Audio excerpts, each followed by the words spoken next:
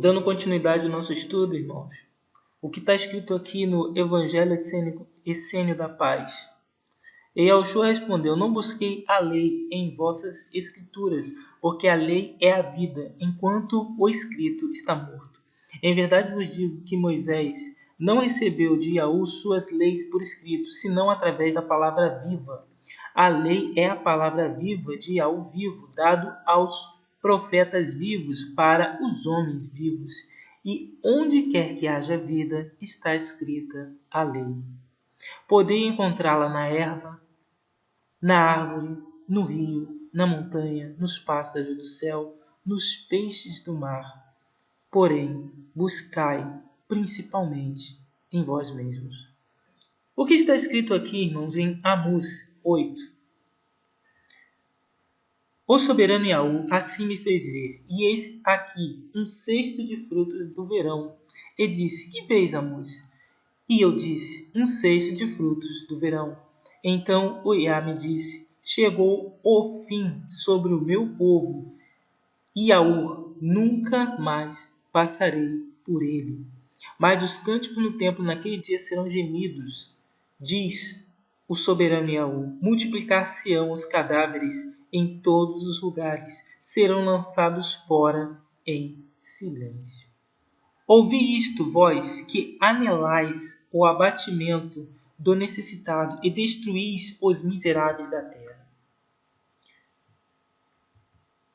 Dizendo: quando passará a lua nova, para vendermos o grão, e o sábado, para abrirmos os celeiros de trigo, diminuindo o efa, e aumentando os ciclos, e procedendo dolorosamente com balanças enganosas, para comprarmos o pobre por dinheiros necessitados por um par de sapatos, e para vendermos o refúgio do trigo. Então, irmãos, o que está falando aqui na palavra de Amós?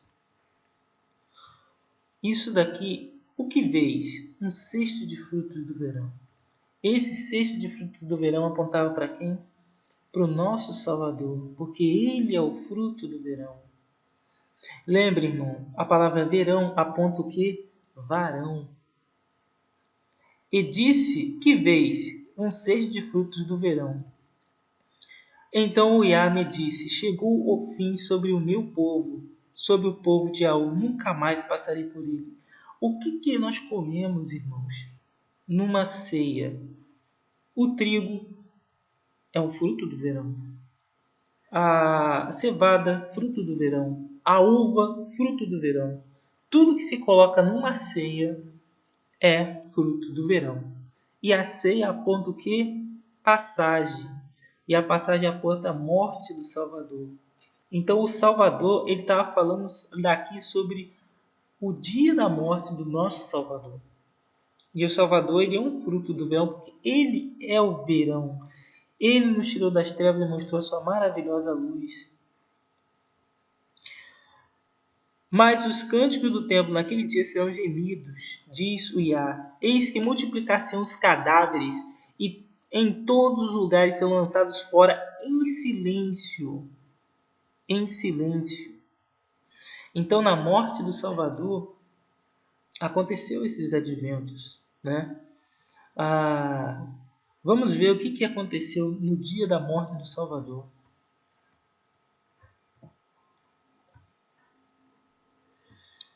E Yahushua, clamando outra vez com grande voz, rendeu o seu sopro. Eis que o véu do templo se rasgou de alto a baixo e tremeu a terra, e fendeu-se as pedras, e abriram-se os sepulcros, e muitos corpos dos puros que dormiam foram ressuscitados.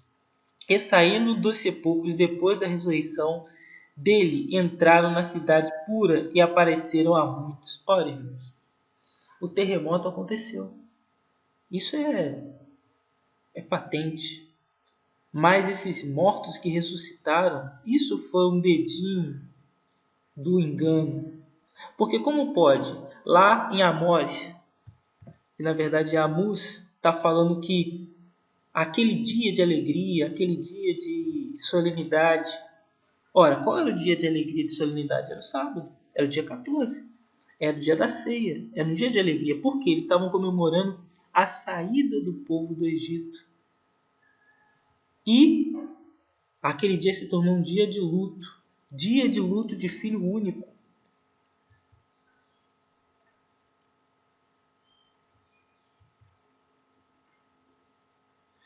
Jurou o soberano pela glória de Yaú: eu não me esquecerei de todas as suas obras para sempre.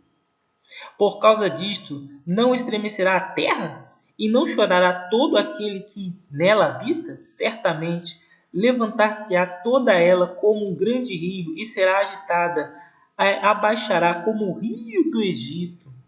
E sucederá naquele dia, diz o soberano: farei com que o sol se ponha ao meio-dia e a terra se enegreça no dia claro. Ora, meus irmãos, o que está escrito aqui no próprio texto? Desde a hora sexta houve trevas. Desde a hora sexta houve trevas sobre toda a terra até a hora nona.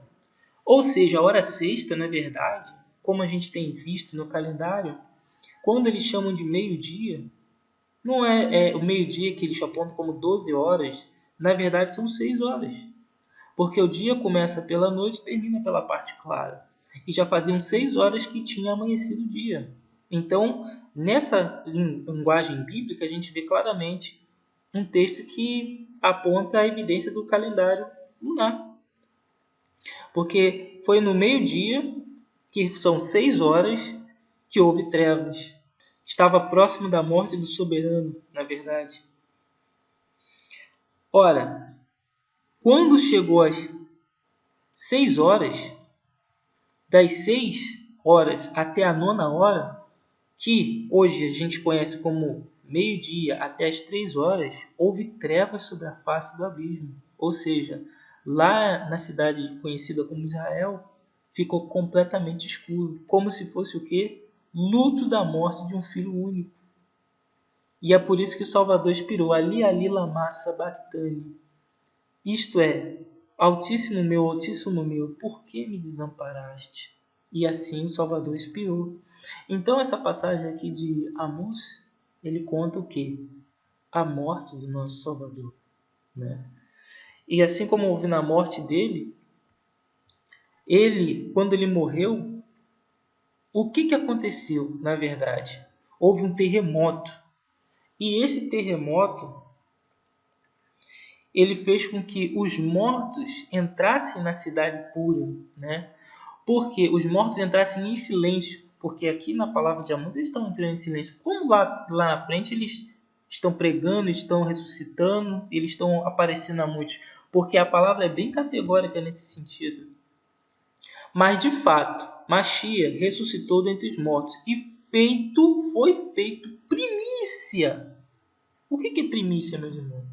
O primeiro, daqueles que dormem. Como pode que a gente vê que outros estão ressuscitando na frente dele?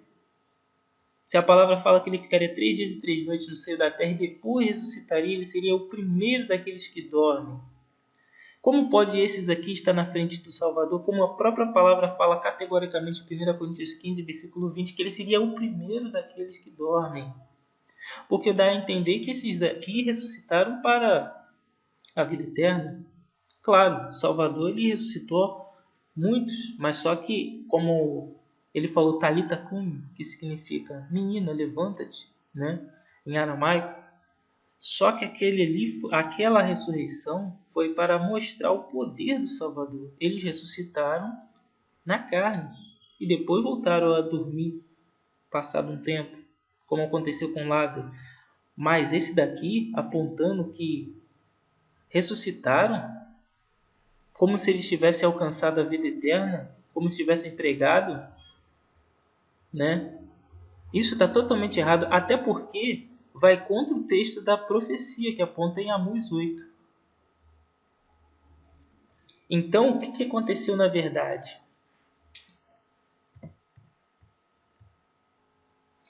O que acontece na verdade, meus irmãos, é que naquele dia estava se comemorando a ceia. E a saída do povo de Yaú do Egito. e era um dia de sábado. Só que eles enterravam os mortos nas montanhas, como a gente vê aqui, Monte das Oliveiras, cemitério judaico do Monte das Oliveiras. Aqui fala, tomando boa parte dos Montes das Oliveiras, o cemitério judaico Bet Kevarot, lugar dos sepulcros, ostenta o fato de ser um dos mais antigos do mundo, com cerca de 3.000 anos e mais de 150.000 sepulturas, tratando-se de Israel, um país que remonta a milhares de anos. É provável que muitos notáveis bíblicos estejam ali sepultados. Então você vê que é um dos mais antigos do mundo. E ele estava no monte. E muitos sepulcros lá no passado eram colocados no monte. Por quê? Porque lá tinham vários lençóis freáticos. Então, se você enterrasse os mortos embaixo da terra e a terra fosse na parte mais baixa e não nos montes, poderia contaminar os lençóis freáticos, né? Até hoje em dia tem-se esse problema. Se você pega os defuntos e você enterra perto das águas, ou seja, das águas que estão debaixo da terra, muitas vezes aquilo pode contaminar o lençol freático. Então eles eram colocados aonde? Nos montes. Aqui a gente vê por que eles não enterravam os mortos debaixo da terra. Por que eles preferiram os montes? Então o rei da Síria enviou Rabizaque de Laques e ao Shalaim, ao rei Ezequias, com um grande exército, e ele parou junto ao arqueduto do açude superior, junto ao caminho do campo do lavandeiro. Então existiam no passado lá vários arquedutos, né? Alguns foram utilizados até para fuga, né? Em algumas passagens da Bíblia a gente vê que esses arquedutos eram usados para fuga. E para não contaminar o lençol freático, eles usavam os montes. E eles não tiveram escolha a não ser projetar um dos aquedutos mais extraordinários do mundo. Puxa, então milhões de litros passavam por aqui? Exato. E chegava quase na altura daquela rocha. Era muita água. Vamos ter que rastejar para entrar no túnel. Cuidado com a cabeça. Está bem. Puxa, há locais em que os engenheiros essênios tiveram de canalizar a água através da rocha sólida para os banhos ritualísticos da comunidade. Quando houve o advento da morte do Salvador, houve terremoto. E esse terremoto, escureceu-se o céu, meio-dia, ou seja, 6 horas, escureceu-se o céu, houve o terremoto e aqueles mortos vieram rolando. Ou seja, aquele dia de alegria se tornou dia de luto. O dia de luto de filho único, porque o Salvador havia morrido. E aqueles mortos não vieram pregando, não vieram ressuscitados. Pelo contrário, se fosse assim, até que seria uma coisa boa para eles. Eles verem mortos sendo ressuscitados. Mas não foi. Foi um dia de luto, um dia de morte de filho único. E os mortos vieram rolando em silêncio. Aqueles mortos que estavam em cima dos montes vieram rolando e entraram na cidade. Aquilo foi uma coisa catastrófica. Você imagina, vários mortos entrando na cidade, mortos rolando dos montes. Exatamente como está escrito na passagem de Amós 8. Então, isso sim foi o que aconteceu. Foi um dia que era um dia de alegria, se tornou um dia de luto. Um dia que era para ser de felicidade, se tornou um dia de morte. E até mesmo o centurião falou verdadeiramente que ele era o filho do soberano, porque todas essas coisas aconteciam, um dia se transformando em noite. O terremoto e esses mortos rolando, aquilo ali, até mesmo uma pessoa que nunca tivesse lido os escritos dos profetas saberia que aquele era são vários péssimos sinais. E foi isso exatamente que aconteceu naquele dia. Então, onde está a lei? Está na profundidade dos oceanos? Para alguém perguntar, como é que vamos ir até a profundidade dos oceanos para buscar a palavra? Ou está acima das estrelas? Ou longe de nós? Não, está dentro de vós, no fundo de vossos corações. E onde quer que haja vida está escrita a lei, Podeis encontrá-la na erva, na árvore, no rio, na montanha, nos pássaros do céu, nos peixes do mar, porém buscai principalmente em vós mesmos. Quando a gente vai ver sobre a ceia, a gente vê que Paulo, ele falava sobre isso bem claramente. E tendo dado graças, o partiu e disse: porque eu recebi do Iá o que também vos ensinei, que o soberano Yahushua, na noite em que foi traído, tomou o pão. E tendo dado graças, o partiu e disse: tomai, comei isto, é meu corpo, que é partido por vós, fazei isto em memória de mim. Semelhantemente também, depois de cear, tomou o cálice e disse: este cálice é o novo testamento no meu sangue. Fazei isso todas as vezes que bebedes em memória de mim. Então, irmãos, você vê que o vinho, você vê que a uva é um fruto do verão. Você vê também que o trigo é um fruto do verão. E nós fazemos a ceia no dia 14, no primeiro mês do verão, no dia 14. É 7º mês da criação, mas é o primeiro mês do verão. No dia 14, às 3 horas da tarde, ou melhor dizendo, a 9ª hora do dia. Porque foi exatamente a data que o Salvador expirou. Foi às 3 horas. Vê que houve trevas de 6 até da 6ª hora até a 9ª hora. Então, como é que nós vamos observar quando é que faz essa ceia? Que a gente já tem conversado sobre isso. Ora, pode-se fazer o pão sem o trigo? Pode-se fazer o vinho sem a uva? Aqui a gente vê na Wikipédia, né, falando sobre Shavuot. O caráter festivo mais antigo do Shavuot é da festa campestre. No ano de 2020, vai cair no dia 29 a 2 de maio e junho, no calendário católico. No mês de Sivan, pelo calendário judaico, termina a colheita dos cereais, assim dos próprios produtos que, graças à proteção divina, pudera ser extraído do solo, eram separados as primícias para a oferenda. Nenhum cereal da nova colheita podia ser utilizado antes do 6 de Sivan, calendário judaico, data em que esse sacrifício se tornara efetivo. Por isso, Shavuot se chama também Shag Abikurim, festa das primícias, primeiras colheitas. Nos tempos do templo, Shavuot, assim como Pesach e Sukkot, se caracterizavam pelas peregrinações, graças ao grupo de agricultores, afluíam em todas as províncias, e o país adquiria um aspecto animado e pitoresco. O mais importante vem agora. Os peregrinos marchavam para Jerusalém, acompanhados durante todo o trajeto pelos alegres sons das flautas, em cestos decorados, lembra do cesto? Com fitas e flores, lembra-se das flores. Cada qual conduzia sua oferenda, primícias do trigo, cevada, uvas, figos, romãs, azeitonas e tâmaras, produtos que davam renome ao solo da terra de Israel. Então, isso que é o mais importante. Vamos ver.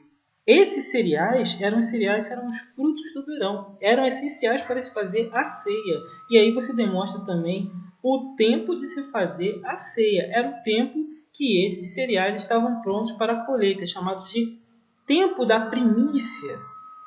Aqui, meus irmãos, nós vemos a inspiração do sopro do Mashiach, falando através da vocalização de Shalanoá, conhecido como Salomão. Eu sou a rosa de Sharon, o lírio dos vales. Quem falou que Salomão, com toda a sua glória, não se vestiu como o lírio dos vales? Mashiach. Quem é a rosa de Sharon? Mashiach. Ele é a rosa. Qual o lírio entre os espinhos? tal é o meu amor entre as filhas. Qual é a macieira entre as árvores do bosque, tal é o meu amado entre os filhos. Desejo muito sua sombra, debaixo dela me assento, e o seu fruto é doce ao meu paladar.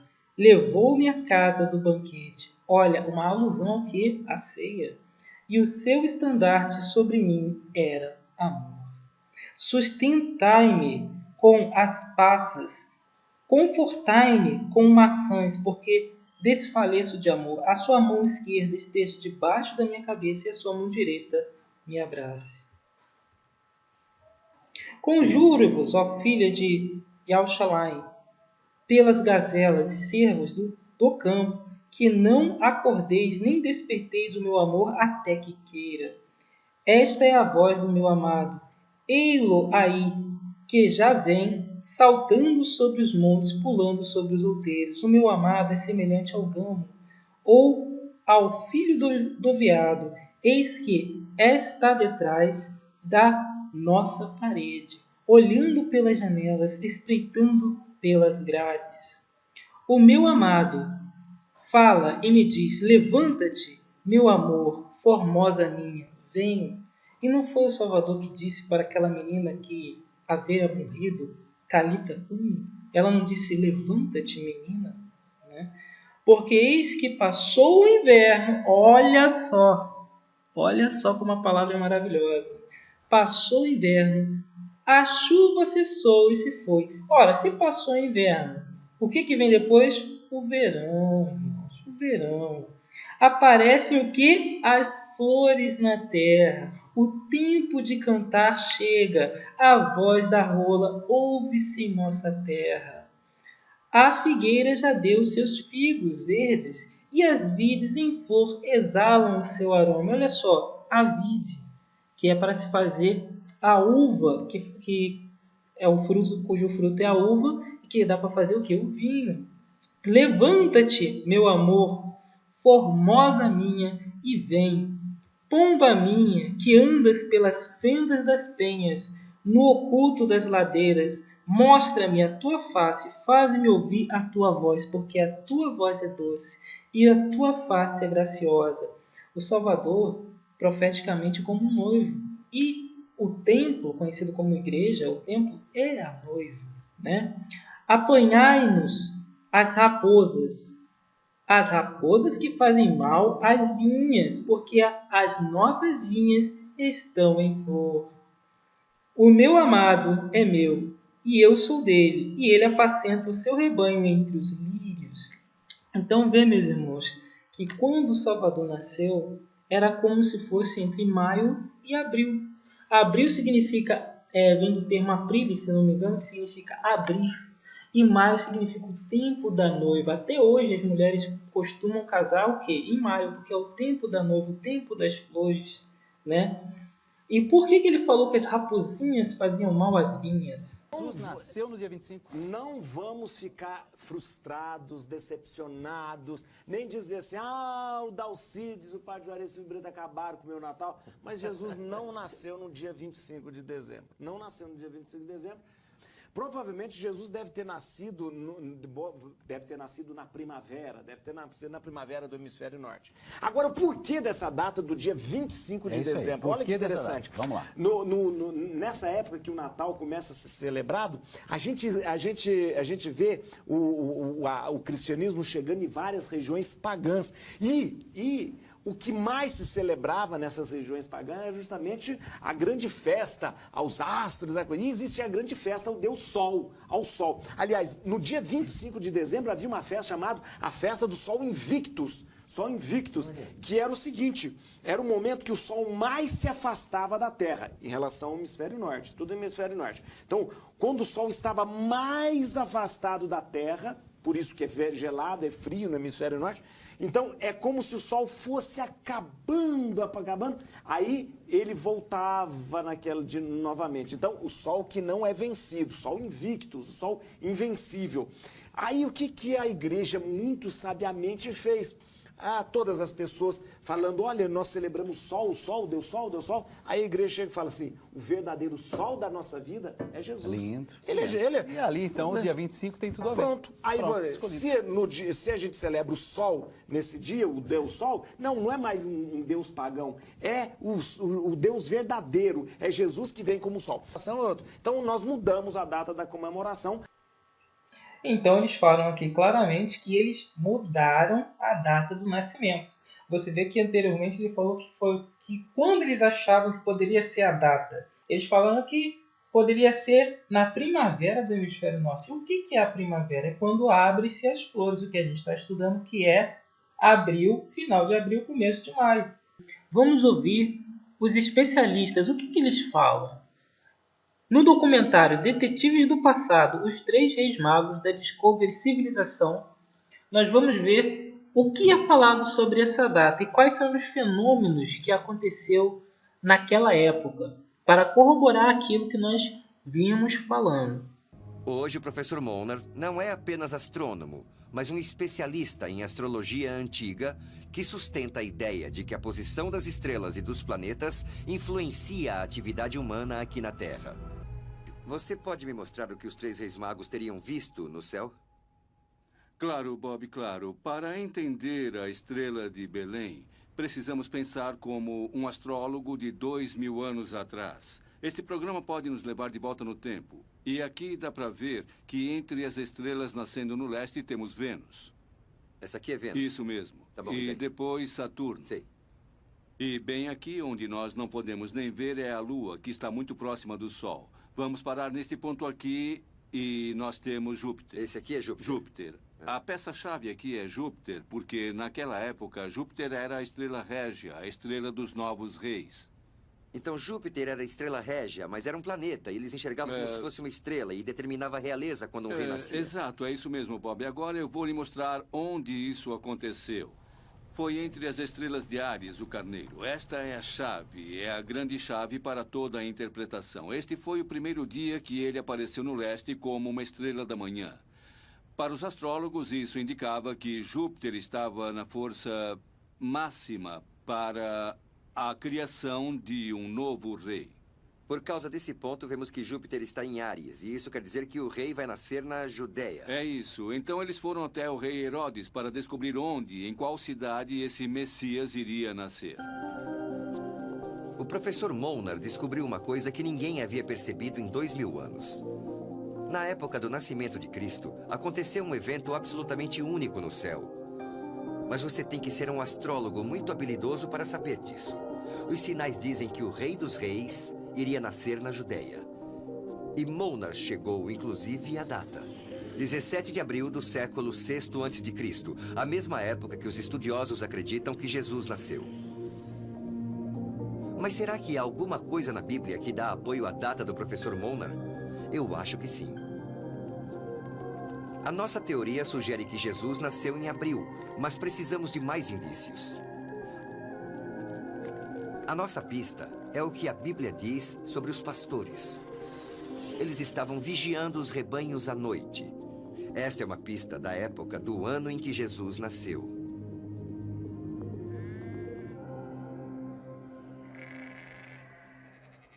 Nosso especialista é Abraão, um bom nome bíblico, e ele trabalha como pastor em Belém há 70 anos. Se alguém sabe alguma coisa, esse alguém é ele. Ele diz que os rebanhos só saem à noite durante 6 meses do ano, de abril a setembro. Nenhum animal é deixado ao relento em dezembro, pois faz muito frio em Belém. Então sabemos que Jesus não nasceu em dezembro. Mas durante a primavera, os animais passam as noites nos pastos. E isso apoia a teoria do professor Molnar, de que Jesus nasceu no dia 17 de abril. Ele acredita que os 3 reis magos, quando observavam o céu do leste, viram esses sinais e iniciaram a longa jornada até Jerusalém para saudar o novo rei dos judeus.